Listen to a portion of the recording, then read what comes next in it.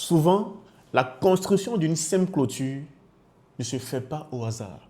Bienvenue sur notre page, Evra Akwasi, votre ingénieur en génie civil et hydraulique, promoteur d'entreprise Génie H-Pro, avec la santé toujours surdimensionnée. J'espère que cette vidéo vous trouvera en parfaite santé.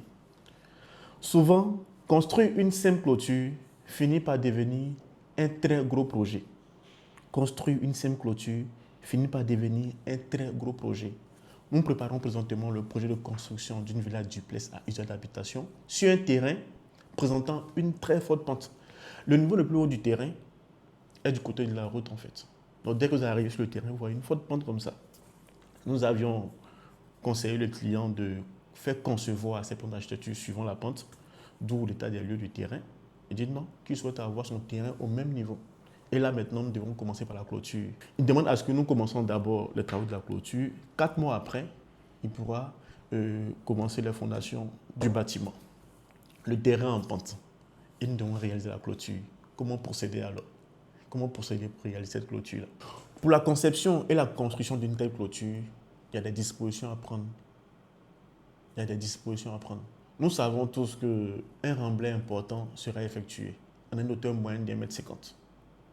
Ça voudrait dire que cette terre-là sera en contact avec la clôture.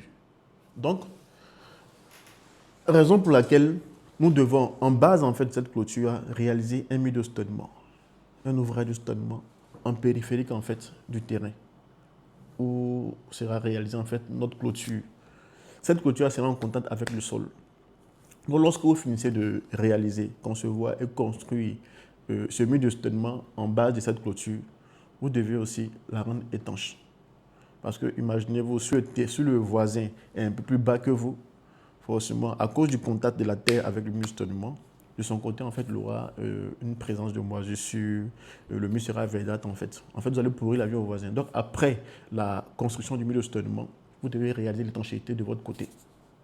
Maintenant, soit vous allez faire un remblai partiel, si le client n'est pas prêt à démarrer la fondation, ou bien vous attendez de réaliser d'abord la fondation du bâtiment.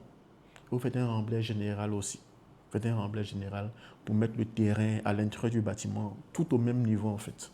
Après maintenant le remblai, vous allez maintenant monter la clôture normale au-dessus du remblai pour avoir la hauteur souhaitée selon les plans d'architecture. Si vous procédez ainsi, vous aurez à la fin une clôture solide, étanche, économique.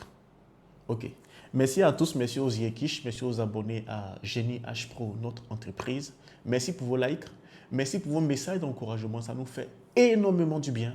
Merci et ensemble, nous serons plus forts. Merci.